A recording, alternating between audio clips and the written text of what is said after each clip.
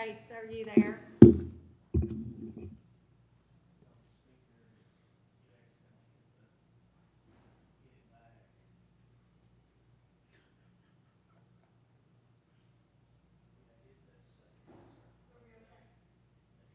Okay, we're back. Okay. Just click somewhere away from that box. Okay. And Patty, we've got him up here if you want to turn him towards you. Okay, I just He didn't know. still he- can't see. He can't see. Oh, he can't. So, I'm sorry. With Yeah. me having it pointed, I can kind of tilt if you have a question or whatever. But I appreciate Yeah, it. Sorry about this, pick it up. Lord. Patty, you did really well. Can you put your microphone But back? I might need Patty to repeat any questions that they might be asking. Did I lose you, Patty? No, I'm here. No. What a joke. This is like a good TV series or a comedy, but I'm not laughing right now. I know y'all's time is valuable, so I hate this. Okay. I can hear you just fine. Okay. Let me know when I'm good to go.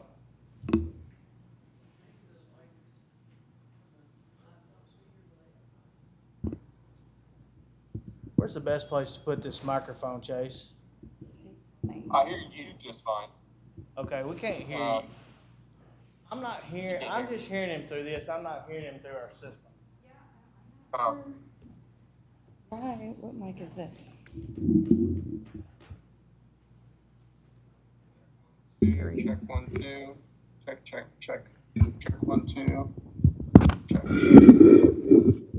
Check 1 2. Check 1 2. That's better. That's better. Check. I could yell. And it is I don't know how much my wife would like that. Check 1 2. Check 1 2. Can you get it? Okay, we're gonna keep these off. I'm doing it as loud as it can. Well, I just muted it. Check. Better. We're gonna try to Check one, turn it two. up just a little bit, and then we'll turn you loose. Sounds good. Check 1 2. Check 1 2. Check. Okay, so 2. I think you're good. Sounds great. Yeah. That's good. Okay, Patty, am I good to go? you're good to go. Thank you. Hey board, just want to introduce myself. My name is Chase. I'm one of the senior account executives here at Placer for our civic vertical. I oversee the Tennessee, Kentucky area with slivers of other portion states that surround you guys. Been having conversations with Tom and Patty for actually over a year. I've been talking with Tom, and Patty was new to the role, and just seemed like timing just wasn't the best last time that we discussed. But now timing was a little bit more better with Patty having a little bit underneath her feet. And what we were able to do is understand how could our data be useful for your guys' city, and not just in one area, but in a multitude of areas. So today, I know there's questions. Feel free to interject and be able to ask them. It's just gonna be a little bit more informational of how could Placer be beneficial for your guys' city. So we'll spend the first couple of minutes of the call, a broad overview of who we are at Placer, how we collect our data, and what do we do. And then we'll dive into the platform. We have some examples of how this can be helpful for the city itself. And then we'll save the last portion of our call for any questions that you guys have. Just want to check with you guys, is that still all good with everyone? Yeah, we're good. I'll take the silence as a yes. Okay, perfect. So just want to check with you guys, is the slide of Civic Solutions, is that on your screen? It's over to the side. Gotcha. That's what I'll mostly be presenting from that screen. So I don't know if you guys need to like drag that or need some time to get that towards the main front of it. Can you drag that over? He wants this over there. There it is. Okay, perfect. So we'll do the first couple minutes again, just kind of a little overview. I'm not going to bore you guys with slides, and then we'll dive into the platform. Placer AI, we're a location analytics company. We leverage mobile location data to provide market intelligence for any physical place in the US. We do this by harnessing data from millions of mobile devices and then anonymously aggregate that data to learn about any place. This could be a retailer, it could be a shopping center, it could be the Bowie Nature Park, it could be an event space, a city, a county, an intersection. So not only can we tell you how many people visit a place, but we also can tell you where else they like to go to. In the last 5 years, we've become the leading data provider for over 4,000 customers across 30 different industries, and we're adding 25 to 50 customers each week. Actually, when you get the slide update, we're actually over 1,700 civic clients. So it's including cities, counties, districts, EDOs, tourism, DMOs, chambers of commerce, working with the city of Seattle, Duluth, Georgia, Geneva, Illinois, Denver, Colorado, Visit, California. And for ones a little bit more local to your area, working with the city of Columbia, Tennessee, Dixon County government. Actually was able to talk with Terry Malone over there, and they're wanting to renew. We talked, and we got the city of Laverne, a little bit north of you guys. We got Clarksville County Economic Development, Springfield, Tennessee, White House Area Chamber of Commerce, Hendersonville, Tennessee. The state of Tennessee Tourism Department is also a customer. Also talking to ones right now, the town of Smyrna. We're going through conversations. Looking at a map, and I was recognizing that I'm also talking to these people too. Murfreesboro, Spring Hill. So those are a few locals who are either going through the conversation or our customers already. There's a reason for all this success. We've been selling commercially for 6 years, but we're the only company in this space that spent 3.5 years prior optimizing our algorithm for accuracy. What we're doing is we're building a privacy first panel. So we have partnerships with dozens of mobile apps. A few of them are exclusively giving their data to Placer, and we've built our panel. It's comprised of 30 million devices. It accounts for 8% of US population. So it's statistically significant, yields the accuracy we proclaim. Versus our competitors, they purchased their panels that they got from brokers, and due to changes in the market around privacy, those panels were severely impacted and they can't claim the same levels of accuracy. So kind of a little bit more succinctly, is what we do is we observe the longitude and latitude of devices. That's it. We don't know phone numbers. We don't know email names. We don't know addresses. That's all stripped before it comes to us. We just know the longitude and latitude of where is the device going. And then how we understand demographics and psychographics is we know that that device lives within inside of a census block. And these partners that we partner with that have done census block studies all throughout the US says, you know what, this census block is comprised of this income or these kinds of psychographics. So we don't pull anything off of the device other than where is it physically going, and that's it. So we'll never, I like to joke around, we're Placer, we observe places, we're not people, or we can never ever dive down and go, where is this one individual going? It's just not what our platform can do, nor is it the function of it. And so I definitely understand that privacy is a concern. And frankly, that's just not what we dive into. So we're a privacy first company. And there's a multitude of ways of how civic organizations are utilizing this data to be tackling the problems and projects that they're working on. I know what we've been able to explore with Patty is understanding for this retail analysis or recruitment. How do you guys not just stand idly by and hopefully there's a good retailer that wants to be in your guys' city, but how could you go then understand what would be the best fit for any of the vacancies that you guys do have? Or if you were to recruit a certain retailer, how does your area compare to their top performers? This can be something helpful. I know there's the Bowie Nature Park right next to you guys, and understand of the visitation that's going there, how to get people to come on down and spend their money inside the city, where they are often already going to, and how do we advertise, hey, we got a restaurant that's similar to what you guys already enjoy, or we got these retailers, so come on down. And another use case that we're looking at is to be able to understand the vehicle traffic. So for any of the intersections, we can drop down a traffic pin and understand how many people are going through that pin.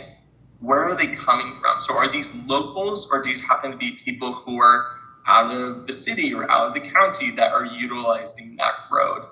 We can tell you hourly of how often that traffic payment is being interacted with. And then we can look at the vehicle traffic count as well. I know that's something that's been important for you guys to understand the infrastructure and who's actually using the roadways.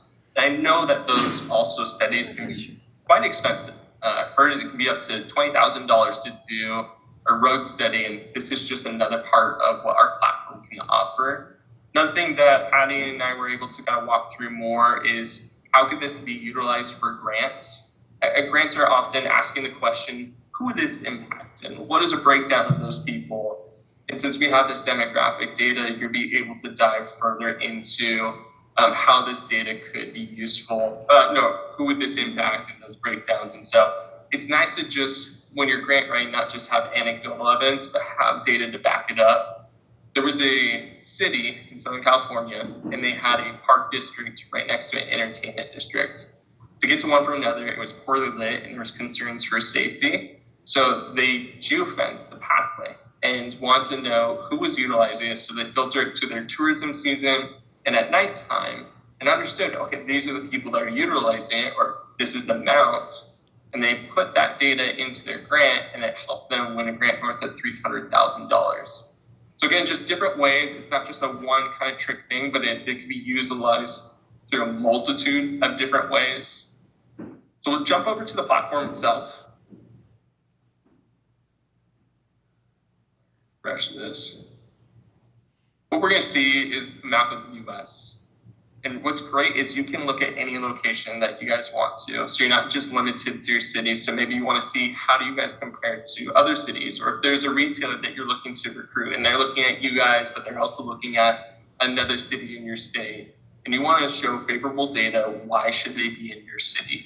Or maybe there's another city that's a sister city and they're working on a project and maybe they're 6 months ahead of you guys on that project. And you want to see what's the ROI when they either were able to update their roads, or what's the ROI when they did a certain event, and how profitable was that for their city? So it's great to not just see your city, but to be able to see other locations.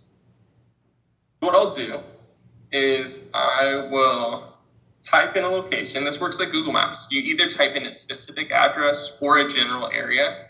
So it could be your guys' city. And then it will take us over to your guys' city, and I'll zoom on out.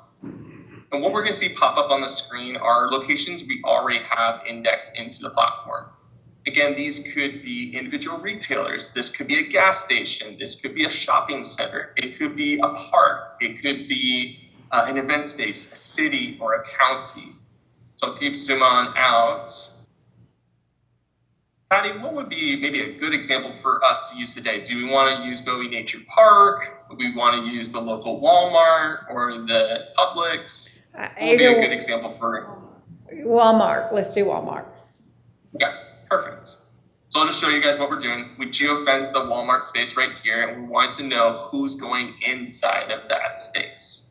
So we'll open up this property, and then it takes a couple seconds for it to load. What you're going to see is the Walmart we selected, and it's going to pull up a local comparable. It's machine learning to take an educated guess on a property similar to the one we selected. You can remove this, or you can add up to 8 different competing locations at once. So maybe for the traffic count, you want to know how certain intersections are different than each other. Is maybe a certain part of the road being utilized more often than others, and see that side by side. Or if you guys want to recruit retail, and you want to know, okay, where should we add this retailer? Which vacancy would it best fit at? You guys are bringing a coffee shop or a big box retailer. Where would that location or that retailer thrive? So it's helpful to be able to see a side by side. Right now it's defaulting to the last 12 months. You can go as early as January 1st of 2018, and then go as recent as the 25th. So just 4 days ago. And every day you log on to the platform, you're gonna have a new day's worth of data to play around with.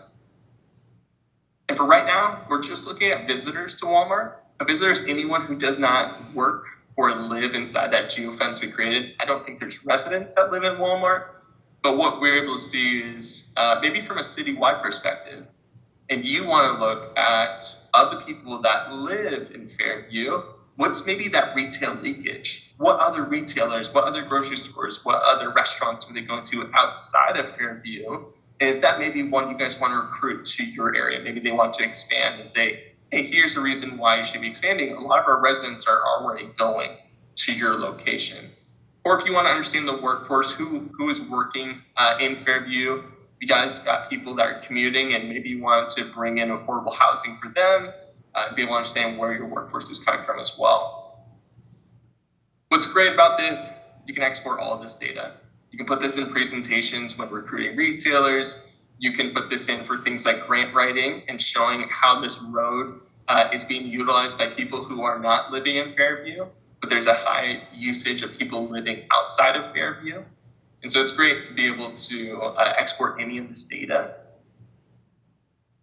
Now the metrics portion, this is the bread and butter burst data. And it's where we get the statement, the foot traffic, or how many people been to a location and how many times did they visit. So for the Walmart panel visits, that's referring to the number of mobile devices Placer is observing going inside the Walmart.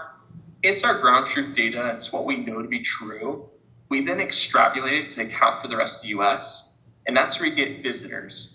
So visitors refers to the number of unique singular people going to a Walmart, and visits refers to how many times they visited. So you have almost 109,000 people over the last 12 months go to this Walmart, and over the last 12 months, they go on a frequency about 12 times. So that's where we get a total of 1.3 million visits. I know that's a lot of numbers right there. Just want to take a pause. Was that making sense for everyone? Yes. Okay, perfect. So if we're wanting to understand maybe where these people are coming from, the people that are visiting this Walmart, we can look at the trade area. The trade area is a heat map showing you the home locations of the people that were visiting this Walmart. Red is the people that were visiting more often. Blue is the bottom 20%, probably those that visit just one time. And you can zoom on in and say for this Walmart, they were attracting their audience from these locations, mostly over here, a little bit north of it as well. This can be really helpful to understand how far of a reach a Walmart has, or just understanding where your audience is coming from. Again, we can do the same thing for a traffic pin. Right now we're looking at a Walmart, but if we're wanting to look at a traffic pin, understand who's going through that pin and then where are they coming from. This could be a great reason for how you guys are utilizing this data to get a grant to show that the infrastructure of the roads being utilized by people who don't necessarily live in Fairview. Because we can also give this a breakdown by zip code as well, of where people are coming from. Or how far do people travel to get to this Walmart? Now, it looks like we got a big chunk traveling 1 to 2 miles. There's also 21% of the people are traveling 10 to 30 miles to get to this Walmart. One of the ways that we can look at vehicle traffic data is through this area analysis tab. So the vehicle traffic volume, this is where we're getting this data from INRIX. They're the gold standard when it comes to car GPS data, or how many cars are on a given road at a time. So if we were wanting to click on any of these road segments, what we would see is that right here, going both directions, there's about 15,000 cars on a daily volume for the 2023. I believe any month now we should get the year 2024. Usually it's about 6 months in, we'll get the years prior's worth of data. But this is also helpful to look at years past as well. I know sometimes that cities, they can do a road study. They're sometimes operating on data that's a couple of years old. They can't really purchase it every single year. But for this vehicle traffic count, we have all the way up to 2019, and we should be getting 2024 soon. And so this is where you're able to even see bi-hourly was a breakdown of how many cars, or if you want to look at which direction they're heading, to be able to see, okay, what does that traffic look like? Now I'll switch over, instead of looking at a Walmart, I'll look at a traffic pin. And so if you ever want to add a pin or add a location, all you have to do is click the help and feedback and ask for a location to be added. You get unlimited requests. So we're not seeing any traffic pins pop up right now. That's just because they're not in our system, but all you have to do is ask. So let's see if we can get one once we zoom out just a little bit more. Here we go. So one's already in our system. It's right here. What we're doing is we're wanting to understand who is going through this circle. Again, we can drop that traffic pin anywhere on any road. And it's going to be telling you similar data to what we saw for Walmart. It's going to be showing you how many viewers or how many individual people are going through that traffic pin, how many times do they typically do it over the last 12 months, and this is how many times people are going through it. This has been really helpful data for even billboard companies. They're becoming our customers because they go, we just say impressions, and that's the only data we can say. With Placer, you can understand where these people are coming from. You can understand from the areas that you're pulling your audience from, what's a typical demographic look like? And then of the people going through there, how many of those people are stopping at your guys' Publix or your Walmart, and to be able to understand their journey as well. So this can show you from a daily, weekly, or monthly frequency, how many people are going through this pin. Looks like there wasn't as much traffic on January 10th. You can always click on that date. Sometimes, yeah, moderate to heavy snow showers. It makes sense why not a lot of people were out on the road. Or, what's this date? I wonder if that was weather as well. Oh, light freezing rain. That sounds terrifying. I wouldn't want to go through that. So we can understand when, from a daily perspective, and again, scroll on down, we can also break it down by hourly as well.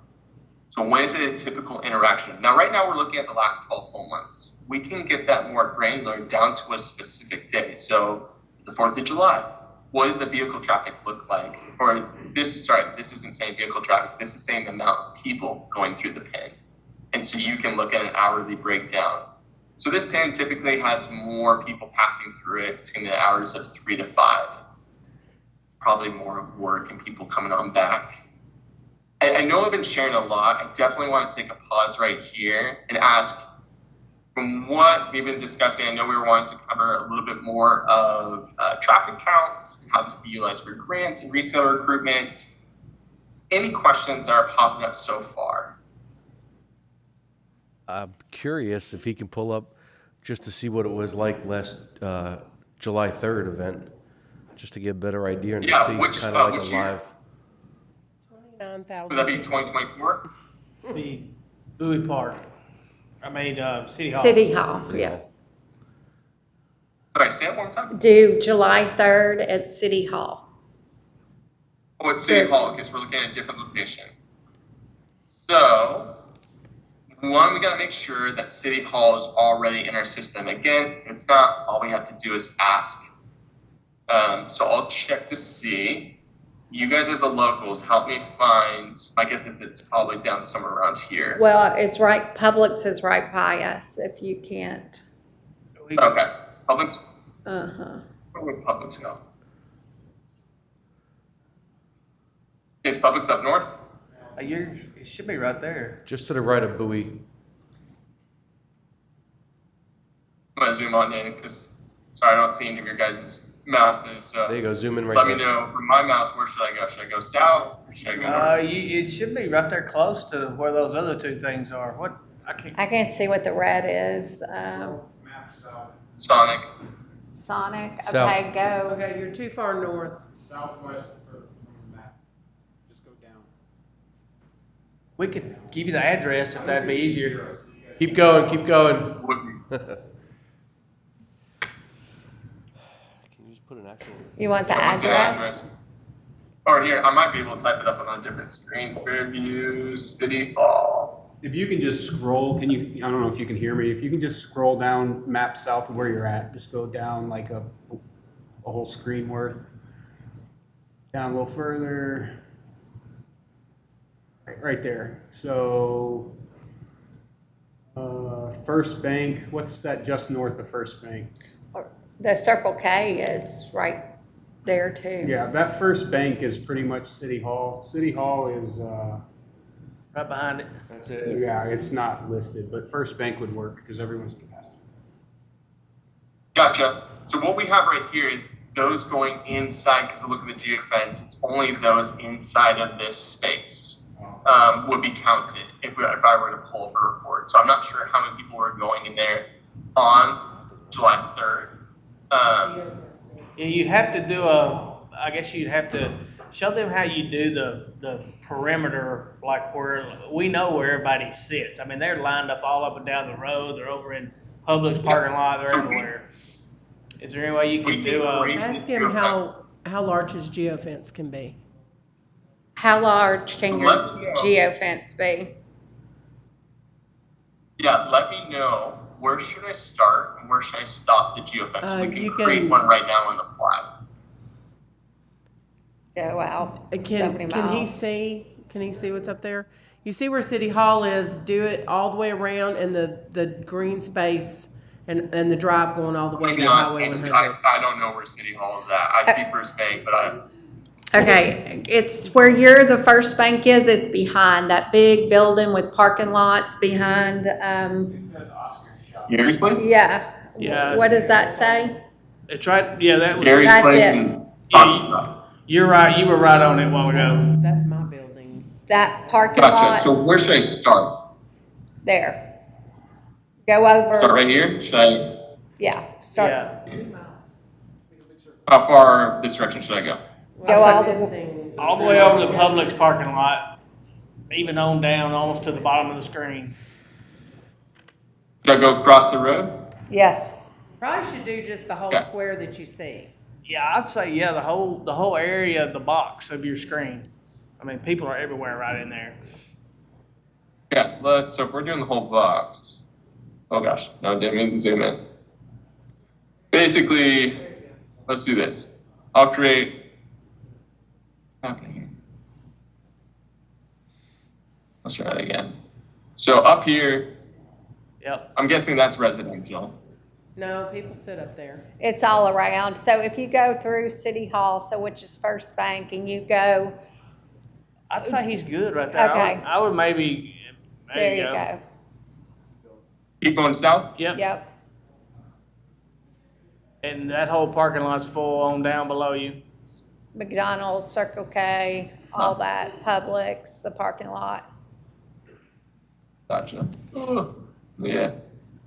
Somehow, here, I might need to start this over because I need to expand the map. Cancel. All right, Yeah. let's try it one more time. So we'll go this corner, we'll go up to here. Should I just go all the way down here Yes. and then include this? All the way back. Yep. To the Right green. there's about it. Yeah. That's Would just, y'all Um, agree? All right, so we'll just say Fairview, 4th of July. Third. July 3rd. I appreciate it that you guys celebrate my birthday in your town, so it flatters me. Fairview, let's just do test. So this is all you would need to do if you were to create the POI yourself. You wouldn't have to worry about this if you want our team to get it added. But let's say you can't wait a couple business days for our team to add a location. You're saying, you know what, is this like a festival space? Should Yes. 7th to 3rd of July, just call it a festival? Yes. Yes. Okay, perfect. So we create this POI, and what we're going to see is a report pop up. Usually takes about 10 to 15 seconds. Great. My only concern is City Hall's in it. well, that's where everybody is too. Yeah. Oh, no, we're good. Okay. Sometimes a city hall might trigger a sensitivity location. There's some locations we're just not going to observe data on, like a military base, and be like, this is where they're coming from. Or like a women's health center or places of worship. But we didn't get any flags for that, so that we're good there. So we're not only looking at all 12 months, but I'm curious if we're going to see a spike happening. We look at daily. Yeah, there we go. So we already see a huge spike that's happening on the 3rd of July. So if we wanted to go down to specifically that day, we do a custom range, go to July 3rd. We're only now, instead of looking at the 12 months, we're just looking at the day itself. So only inside of this geofence, for people that on the 3rd of July, what did the data look like? So we're seeing that there was over 12,000 people there. You're counted once per day. So if you leave that location and come on back in, you're not double counted. So that's why the visit frequency is 1 whenever you look at one day. Now that we're looking at this example, do you guys want to know where they're coming from? Do you want to know the demographics? What would be helpful to know about this space? So are you saying there's only 12,000 for that day? In that In area, square, not- yeah. not- In Not- just this space right here. We did a drone. And again, we kind of drew Geofence. crude Yeah, we lines. did a drone ping and it was wider than that. So, yeah, let us know where they're coming from. That's good information. Gotcha. But while you're So doing this that, is where they're coming from. while you're doing that, I have a quick question. As far as traffic study, are you able to access traffic Yeah. studies within the last 30 days? Or you said, So depends on what you want to look at. The traffic pins of what we drop is saying the amount of people going through that location. When I was showing you the area analysis, that was giving you a vehicle count. That's looking at the previous year. So I can still show you the amount of people going on through a road space, but that could be counting multiple people inside of a vehicle. So it's going to give you a higher number than the vehicle count. right. So it depends on what you want to do. So with the people, you can do a 3 to 4 day lag time. So 3 days ago or 4 days ago, you're going to know how many people went through that traffic pin. The vehicle count is a longer, that's where we're waiting for. You can see 2023 and any month now we should get 2024's data. Did that answer your question? Yes, thank you. I'm gonna piggyback off that. If you put a pin at, like, say, the entrance exit of a neighborhood, would this be able to tell you which direction cars leaving the neighborhood went if they took a left or a right out of that intersection? Yeah, let me show you what it would look like for this test right here. So we would do routes. Let me scroll on down. So this is saying what routes do people take to get to this Fairview test that we created. Red is the most frequently used route, blue is the least. Makes sense, a lot of people are using the 180. That's how they're getting in and out of this location. We also can say, okay, what would they take to leave the location? Again, 180 is going to be the most frequent, and we can zoom on out to see what routes they took until it bleeds off to where we don't have enough data. Was that more addressing your question? So again, you can drop those traffic pins and understand how did they interact, what routes did they leave, or what routes did they take to get to that traffic pin? Yes, the context in which I was asking it would be different than this festival, but it would more be when we have a multiple phase development that comes into town once and starts building, and phase 1 is completed, and they have a traffic study that they had done prior to construction. That, just curious if we could use this for real-time data to be able to compare it to an existing engineered traffic study to show if it's accurate or not. Like if they suggest 80% is going to take a left, and then phase 1's done and it's showing that 60% is actually taking a right, it obviously, pulls that report into question. Yeah. Yeah, it was kind of cutting in a little out, so I apologize if I don't address what you were asking right there.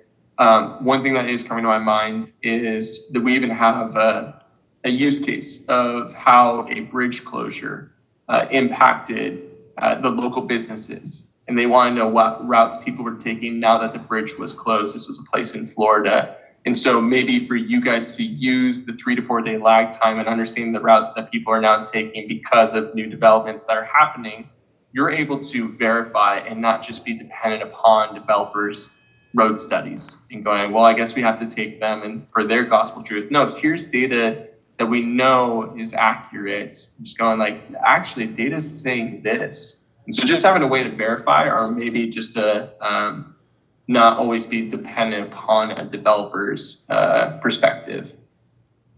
Was that more addressing the concern or use case? Yes, thank you.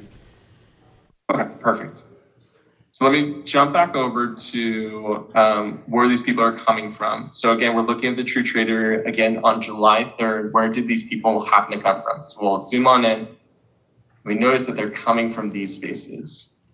Maybe how many people were locals? You know what, about 40% of them were coming from the zip code of where you guys are at. And then there's actually quite a bit of people that travel a good distance to get to this space. This actually makes me think of, there was a city in Northern California that I was able to sell to. They had a 4th of July event. And for years, they were doing an all-day event. But their Parks and Rec team was just saying that that's kind of killing our staff. That's an 18-hour day. And so they switched to a nighttime parade. But the board was just kind of up in arms. They're just going, we've always done this. Like, we've always had an all-day parade in the morning, and then people stay. But the vendors were just saying there's not enough demand because people leave in the middle of the day to go barbecue at home and to come on back. So we did a 5-year comparison, 3 years where they did the morning parades and 2 years where they switched it to nighttime. They actually saw that they got more people from out of the city because they were the only ones to do a nighttime parade.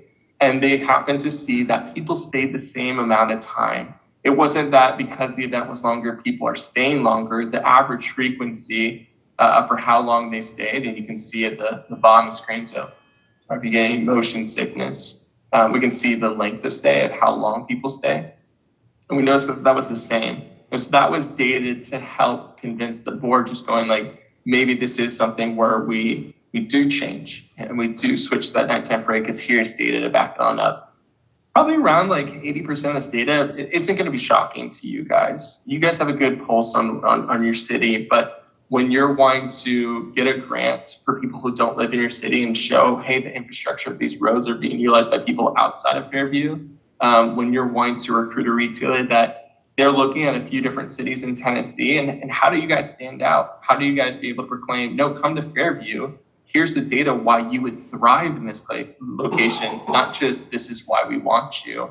And then be able to use this for road studies to be able to verify with other developers and how they're doing their road studies. And again, with the road study being around $20,000, this is just something that's additional in place there, and it's not costing you extra to do those road studies. I know we're kind of coming up towards the end of our time. Want to check in if there's any more questions that you guys have for me right now.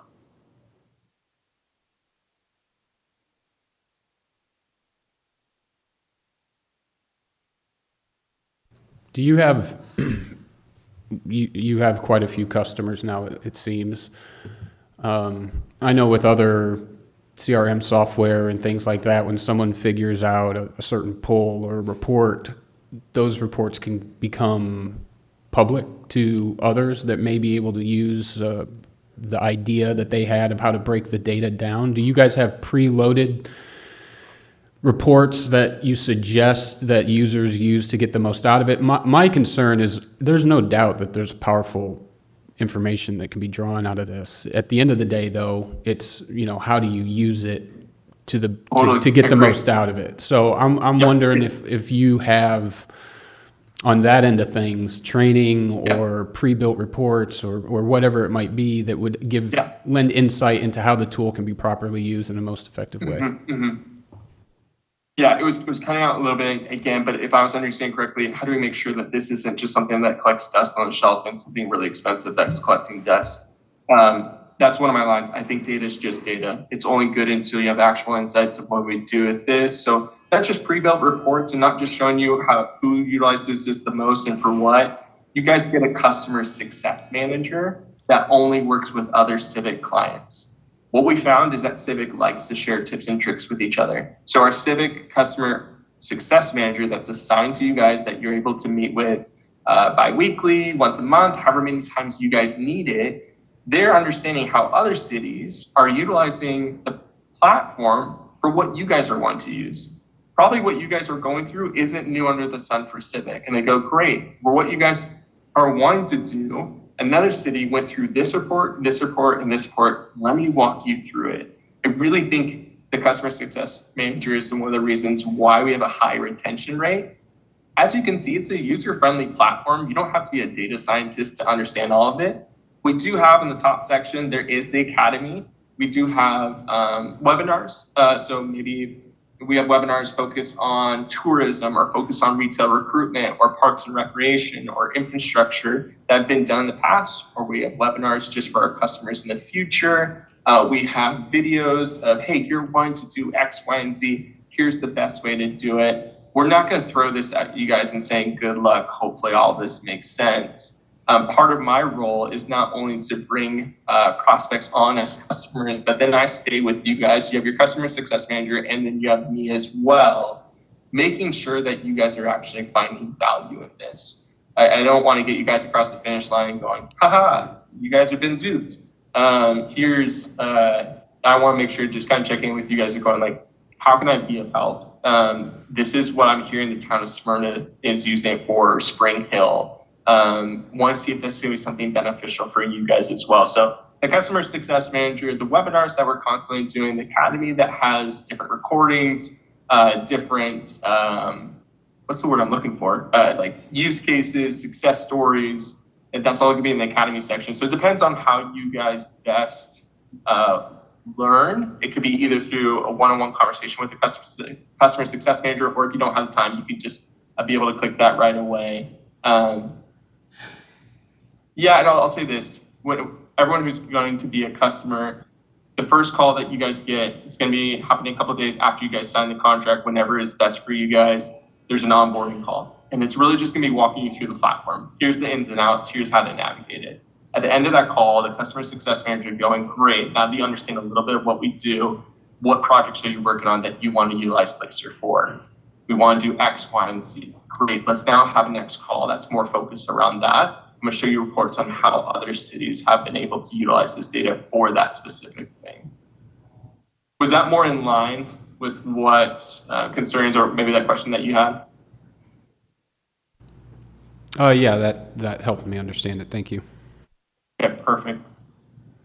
I know you guys got board meeting starting in 7 minutes, but still here. If you guys have any questions, any other questions you guys have for me right now?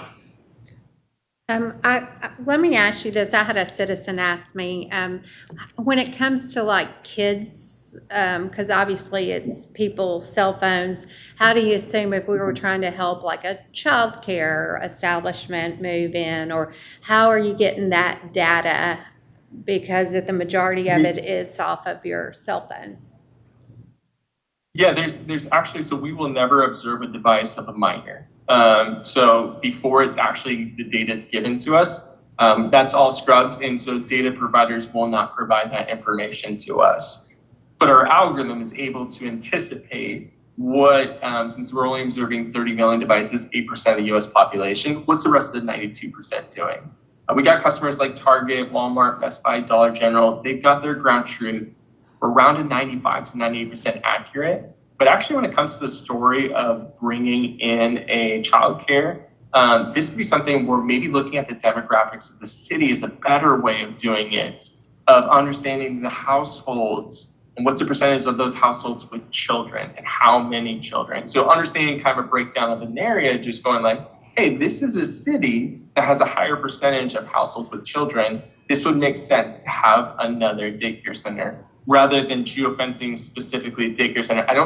That's not something we can do because it involves children. So we wouldn't geofence an elementary school or a middle school or a high school or a child center. But if you're wanting to bring in one, it's actually better to look at the demographics of the city to see what is the breakdown of households with children. Was that more addressing the assistance question, Patty? Yeah, I believe so. Yeah.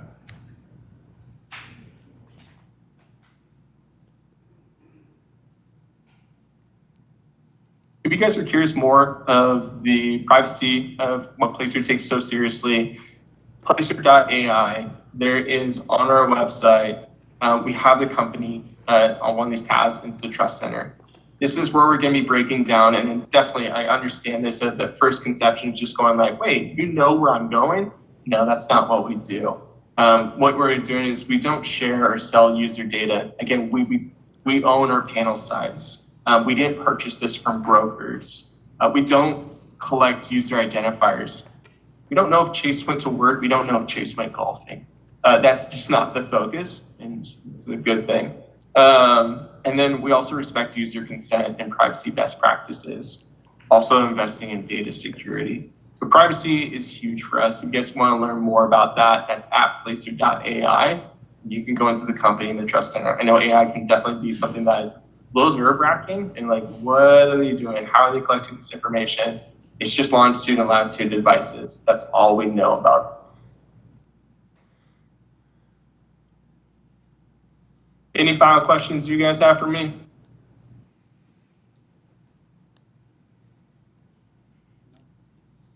Okay, thank you so much. I'm sorry for the technical difficulties, but we appreciate you. Thank you. Talk to you soon. Sounds good. Have a good rest of the day, everyone. You too.